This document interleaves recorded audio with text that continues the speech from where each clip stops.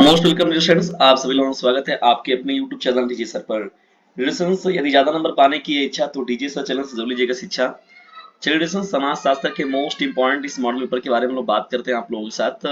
एक शर्त है आप लोगों के लिए कि वीडियो में अंत तक बने रहिएगा। जितने भी महत्वपूर्ण प्रश्नों की श्रृंखला चल रही है सब मोस्ट इंपॉर्टेंट है और यहाँ से प्रश्न जो है आपके एग्जाम में देखने को जरूर मिलेंगे। तो लिसन्स, खुद भी लाभ उठाइए इस चैनल का और दूसरों को भी लाभान्वित कीजिए इस चैनल से जिसका नाम है डीजे सर। तो चलिए आज की इस महत्वपूर्ण सेशन को हम लोग स्टार्ट करते हैं।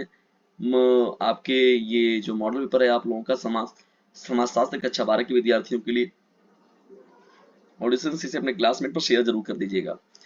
देखिए दोस्तों, यहाँ पर जो पेपर है ये प्री बोर्ड के हिसाब से, बोर्ड के हिसाब से देखा जाए तो बहुत ही ज्यादा मोस्ट इंपॉर्टेंट है और हेल्पफुल है।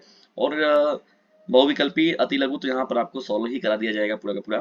और क्वेश्चंस जो महत्वपूर्ण प्रश्न रहेंगे उनको आप लोग देख भी लीजिएगा एक बार अच्छे से। राजा राम मोहन राय ने बंगाल में किस अभियान का नेतृत्व किया था? देखिए डिस्टेंस, यहाँ पर जो है ये इस प्रश्न का जो राइट आंसर हो जाएगा वो विकल्प नंबर सी करेक्ट हो जाएगा, सती प्रथा विरोधी। देखिए यहाँ पर जो था सती प्रथा, उसमें क्या होता था कि अगर किसी औरत के पति जब पता चला डेथ कर जाते थे तो उसमें औरत को भी साथ में जलते हुए आग में फेंक दिया जाता था कि भैया अब चलो ये तो गई, ये तो गए तो इनके साथ अब तुमको रहने से कोई फायदा नहीं है। तो उनके साथ उनको भी क्या किया जाता था, उसी अग्नि में डाल दिया जाता था। तो यहाँ पर देखिए जब इनकी भाभी के साथ यानी जिनके जब भैया गुजरे तो उनकी भाभी के साथ भी यही व्यवहार होने वाला था, तब इन्होंने इसका खुल कर विरोध किया हुआ था। तो सती प्रथा विरोधी। ठीक है दोस्तों, तो ये बहुत ही महत्वपूर्ण है। और ब्रह्म समाज के संस्थापक के रूप में देखिए इनको याद किया जाता है ना। और भारत में पुनर्जागरण के रूप में भी राजा राम मोहन राय जी को याद किया जाता है। ठीक है ना, ये याद रहेगा, याद रखिएगा, महत्वपूर्ण प्रश्न है। दूसरा देखिए क्या, द वेल्थ ऑफ नेशंस नामक पुस्तक के रचनाकार कौन है? देखिए दोस्तों, ये बहुत ही पॉपुलर व्यक्ति है, उनका नाम है एडम स्मिथ। तो एडम स्मिथ साहब जो है वो द वेल्थ ऑफ नेशंस के रचनाकार है। कौन है? एडम स्मिथ जी। भारत में खदान अधिनियम किस वर्ष पारित हुआ था? 1952 में, 54 में, 56 में और 58 में। तो 1952 जो होगा इस प्रश्न का राइट आंसर हो जाएगा। ठीक है दोस्तों, चलिए चौथा प्रश्न देखते हैं हम लोग क्या है यहाँ पर। देखिए चौथा हम लोग का प्रश्न है, निम्न में से कौन सा प्रदेश हरित क्रांति से अधिक लाभान्वित हुआ था? उत्तर प्रदेश हो गया, पंजाब हो गया, राजस्थान हो गया, तमिलनाडु हो गया। देखिए हरित क्रांति का अगर देखा जाए तो सबसे ज्यादा गेहूं पर प्रभाव पड़ा था, वो इसका लाभान्वित हुआ था। और ये पंजाब राज्य में जानते हैं कि गेहूं का सबसे ज्यादा उत्पादन कहाँ होता है? पंजाब राज्य में होता है। तो ये आपका राइट हो जाएगा। पांचवें पांच प्रश्न की ओर मुझे पढ़ते हैं, तो किस राज्य में वन वन पंचायत का गठन किया गया? देखिए वन पंचायत की बात होती है तो उत्तराखंड की बात होती है। ठीक है ना, कहाँ पर? उत्तराखंड में सबसे पहले देखिए वन पंचायत की बात हुई थी। ठीक है।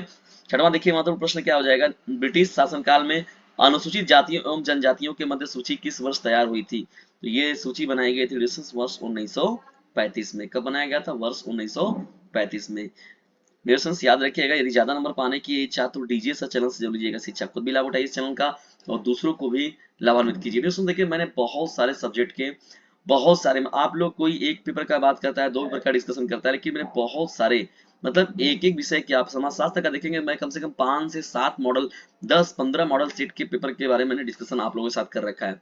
उन सब को यदि आप लोगों ने देख लिया तो डिस्कशन आप लोगों के दिमाग से समाजशास्त्र का डर जो है वो उड़ जाएगा एकदम। ठीक है, और आपने पेपर में बहुत ही बेस्ट करके आएंगे। तो डिस्कशन इसी उम्मीद के साथ हम लोग चलते हैं लेक्चर को अपने आगे लेकर। और वीडियो थोड़ा सा भी हेल्पफुल रहेगा तो इसे लाइक कर दीजिएगा, शेयर कर दीजिएगा और चैनल पर नए चैनल को सब्सक्राइब जरूर करके रख लीजिए। ठीक है, बोर्ड जनरेशन तक आपके लिए तो ये बहुत ही संजीवनी बूटी का काम करेगा डिस्कशन, इतना आप लोग समझ लीजिए। आर्थिक उदारीकरण की नीति किस वर्ष अपनाया गया था? आर्थिक उदारीकरण की नीति किस वर्ष अपनाया गया था? तो इसे अपनाया गया था वर्ष 1991 में। जनसंख्या वृद्धि के द्वितीय चरण में किन देशों को शामिल किया जाता है? तो इसमें देखिए मुख्य रूप से जो शामिल किया जाता है वो है विकासशील देश। कौन से देश शामिल किए जाते हैं? विकासशील देशों को इसमें शामिल किया जाता है। ठीक है, चलिए बढ़ते हैं आगे हम लोग यहाँ पर और देखते हैं नौवें प्रश्न को। देखिए नौवां हम लोग का प्रश्न क्या हो जाएगा, भारतीय समाज के आधुनिकीकरण में शामिल मॉडल कौन सा है? देखिए समाजवाद की बात हो गई, प्रजातंत्र की बात हो गई, धर्मनिरपेक्ष की बात हो गई। देखिए भारतीय समाज के आधुनिकीकरण की बात कर रहा है तो ये सभी की सभी बातें इसमें शामिल है। समाजवाद की बात होती है, प्रजातंत्र की भी बात होती है, धर्मनिरपेक्षता की भी बात होती है। तो ये सभी बातें जो होंगी वो भारतीय समाज के आधुनिकीकरण के मॉडल में शामिल किया गया है। ठीक है, समाजशास्त्र का डेफिनेशन देखिए चला जाए 10वें महत्वपूर्ण बहुविकल्पी प्रश्नों की सीरीज की ओर। साक्षात्कार का स्वरूप माना जाता है सामुदायिक, सामूहिक, व्यक्तिगत, इनमें से कोई नहीं। तो देखिए डिस्टेंस ये व्यक्तिगत हो जाएगा। ठीक है, व्यक्तिगत जो होगा इस प्रश्न का राइट आंसर हो जाएगा। चलिए बढ़ते हैं इंपॉर्टेंट प्रश्नों की श्रृंखला हम लोग आगे और देखते हैं अति लघु उत्तरीय प्रश्नों की श्रृंखला को यहाँ पर। और देखिए यहाँ पर जो है आंसर के साथ दिया गया डिस्टेंस। चलिए तो इसी पर हम लोग यहाँ पर जो है इसके साथ डिस्कशन भी कर लेते हैं आप लोग के साथ। इन समाजशास्त्र के महत्वपूर्ण प्रश्नों की श्रृंखला का। औपनिवेशिक काल में भारतीय चेतना का विकास कैसे हुआ? देखिए भारतीय चेतना की बात किया जा रहा है, ठीक है ना। औपनिवेशिक काल में देखा जाए तो औपनिवेशिक काल में भारतीय चेतना का विकास कैसे हुआ? देखिए औपनिवेशिक शासन काल में देखा जाए तो विशिष्ट भारतीय चेतना का जन्म हुआ। कैसे कैसे हुआ? क्योंकि औपनिवेशिक शासन ने पहली बार भारत को एकत्रित किया। भाई जाहिर सी बात है कि जैसे हम लोग ब्रिटिश आए, जो अंदर अंदर तरीके से जब आए, हम फ्रांसीसी आए, डच आए ना, सभी लोग आए ना पारी के पारा यहाँ पर। तो जब ये लोग आए तो उससे पहले भारतीय जो होते थे वो आपस में बहुत लोग एक दूसरे के साथ लड़ते झगड़ते, बहुत एकत्रित भावना नहीं थी, यूनिटी की भावना नहीं थी। लेकिन ये औपनिवेशिक जब शासन यानी बाहरी जब शासन करने के लिए हम लोग पर आए, तब लोगों को लाकर यहाँ हम लोग को मिलकर लड़ना है, हम लोग मिलकर ही इन लोगों को भगा सकते हैं। तो उन लोगों ने क्या किया, पहली बार भारत को एकत्रित किया तथा पूंजीवादी आर्थिक परिवर्तन एवं आधुनिकीकरण से भारत को परिचित भी कराया गया, ठीक है। तो एक तरीके से देखा जाए तो इन लोगों का आना भी बहुत ही सार्थक भी था, ठीक है। तो ये अपने जगह पर उनका आना भी बहुत जरूरी था।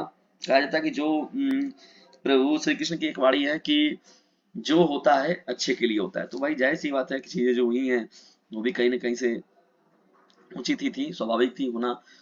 तो बहुत सी चीजें होती है उसमें, वो सामाजिक चीजें हैं, वो दिनचर्या में अपने आप आता है चीजें। उपनिवेशवाद से आप क्या समझते हैं? उपनिवेशवाद से आप क्या समझते हैं? देखिए डिस्टेंस होता क्या है, एक स्तर पर देखा जाए तो एक देश के द्वारा दूसरे देश पर शासन को उपनिवेशवाद कहते हैं। जैसे हम लोग कहते हैं कि हम लोग के उपनिवेशिक देश कहा जाए तो ब्रिटेन हो गया ना। हम लोग कहते हैं ना कि हम लोग ब्रिटेन क्या हो गया, जब अंग्रेजों गुलाम थे। तो उपनिवेशवाद मतलब वो क्या हुए थे, एक स्तर पर देखा जाए तो एक देश के अंदर दूसरे देश पर शासन। तो भारत तो भारत था, लेकिन ब्रिटिश भारत की बात हो रही थी, अरे ब्रिटिश के कब्जे में तो हो गया था। तो एक तरीके से वो हम लोग उनके अधीन थे। जब स्वतंत्रता के बाद में चीजें सही हुई। तो एक स्तर पर एक देश के द्वारा दूसरे देश पर शासन जो होता है उसे हम लोग उपनिवेशवाद कहते हैं, ठीक है। आधुनिक काल में अगर देखा जाए तो पश्चिमी जो उपनिवेशवाद का सबसे अधिक प्रभाव रहा है। भाई जाहिर सी बात है, जानते हैं कि पश्चिम उपनिवेशवाद का प्रभाव जो है सदी के ऊपर बड़े पैमाने पर पड़ा है इसका, ये तो सभी लोग अच्छे से जानते हैं, आप सभी लोग। देखिए 13वें प्रश्न की ओर मुझे पढ़ते हैं, संविधान में पिछड़ी जातियों के विकास में क्या योगदान दिया है? देखिए पिछड़ी जातियों के योगदान में अगर देखा जाए तो संविधान ने सामाजिक रूप से देखिए पिछड़ी जातियों के विकास के लिए बिना किसी भेदभाव के रोजगार उपलब्ध करवाना है तथा इन्हें समाज की मुख्य धारा में शामिल किया जाना है। मतलब एक तरीके से देखा जाए, सर्वे बंधु सुखिनः सर्वे सन्तु निरामयाः सर्वे भद्राणि पश्यन्तु मा कश्चित् दुर्भाग्यं भवेत्, ठीक है ना। जो इसीलिए देखिए संविधान में भी शामिल किया गया छुआछूत की बातों को, ये मतलब उच्च जाति या निम्न जाति, तो जो चीजें ये भेदभाव चीजें न रहे, ठीक है ना। तो ये भी कहीं ना कहीं से इसमें शामिल किया गया। चलिए बढ़ते हम लोग 14वें प्रश्न की ओर। देखिए प्राकृतिक निरोध क्या है? प्राकृतिक निरोध क्या है? माल्थस ने देखिए जनसंख्या नियंत्रण के दो उपाय बताए थे। कौन कौन से देखिए दो उपाय थे? माल्थस साहब बहुत महत्वपूर्ण व्यक्ति है, जनसंख्या वृद्धि पर इन्होंने बहुत जबरदस्त अपना फॉर्मूला दिया हुआ था, और माल्थस पर मैंने पूरा फुल डिस्कशन किया हुआ डिस्कशन आप सभी लोगों के लिए। तो माल्थस ने देखिए क्या बताया था जनसंख्या नियंत्रण के अगर देखा जाए तो प्राकृतिक निरोध बताया इन्होंने और बताया कृत्रिम निरोध को, ठीक है। प्राकृतिक निरोध से माल्थस का अभिप्राय क्या था कि प्राकृतिक आपदाओं के कारण लोगों की मृत्यु होने से है। देखिए प्राकृतिक आपदा होती आती है और लोगों की मृत्यु हो जाती है, जिसके कारण जनसंख्या पर प्राकृतिक रूप से नियंत्रण हो जाता है।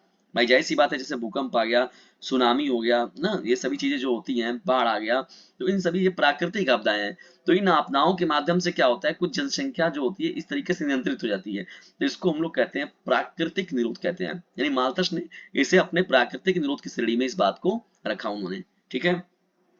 ये भी इंपॉर्टेंट प्रश्न रहेगा आप लोग का।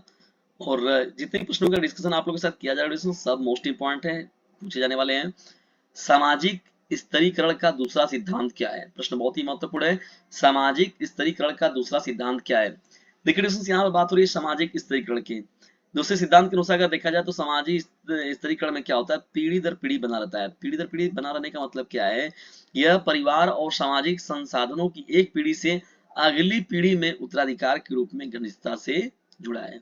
तो क्या है ना, एक पीढ़ी से दूसरी पीढ़ी में, जैसे हम लोग कोई विचारधाराएं हो गई, कोई सोच हो गया, कोई बातें हो गई, कोई व्यवस्था हो गई, तो उन व्यवस्थाओं को एक जगह से दूसरे जगह ट्रांसफर करना, एक पीढ़ी से दूसरी पीढ़ी में ले जाना, तो उसे हम लोग सामाजिक स्तरीकरण का दूसरा सिद्धांत देते हैं। तो उसको हम लोग आगे प्रोवाइड कराना उसको एक तरीके से, ठीक है। ये इंपॉर्टेंट रहेगा आप लोगों का प्रश्न संख्या 15वां। चलिए बढ़ते हम लोग अब 16वें प्रश्न की ओर। कृषि मजदूरों की निम्न आय का मुख्य कारण क्या है? ध्यान सुनिए प्रश्न को। कृषि मजदूरों की निम्न आय का मुख्य कारण क्या है? देखिए निम्न आय का निम्नलिखित कारण है। उनका रोजगार जो होता है वो असुरक्षित होता है। भाई जाहिर सी बात है कि चीजें किसकी कितनी पैदावारी हो जाएगी, किसका क्या रेट रहेगा, ये कोई निश्चित नहीं रहता है। तो उनका रोजगार जो होता है वो असुरक्षित होता है। ठीक है। दूसरा महत्वपूर्ण अगर पॉइंट देखा जाए इसमें, तो अधिकांश कृषि मजदूर जो होते हैं प्रतिदिन दिहाड़ी कमाने वाले होते हैं। नहीं जाहिर सी बात है, कृषि मजदूर जो होते हैं वो अपना दिहाड़ी मजदूरी करते हैं, घूम रहे हैं फिर रहे हैं, काम कर रहे हैं, अपना उस तरीके से वो अपना काम करते हैं।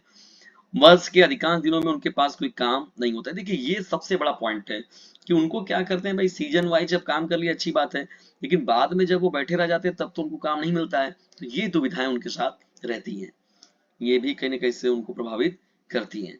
चलिए डिस्कशन बढ़ते हैं हम लोग यहाँ पर 17वें प्रश्न की। देखिए वन पंचायतों के बारे में बताइए।